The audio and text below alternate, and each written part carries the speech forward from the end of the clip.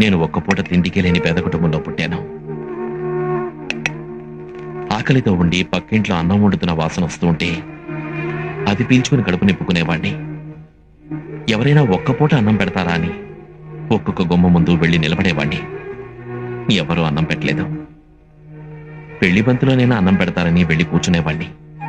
కానీ అక్కడ కూడా అన్నం పెట్టలేదు.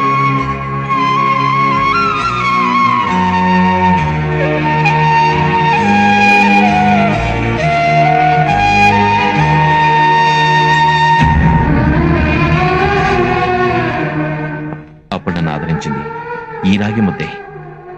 ఆ రోజే తెలుసుకున్నాను నాలాంటి పేదవాడికి ఇదే శాశ్వతమని. నువ్వన్నట్టు బంగారు పళ్ళెంలో పంచభక్ష ప్రమాణాలు తినచ్చు, కానీ అదంతా డబ్బున్నంత వరకే. అందుకే డబ్బు ఉన్నా లేకపోయినా ఎప్పుడూ ఒకేలా ఉండాలని నిర్ణయించుకున్నాను.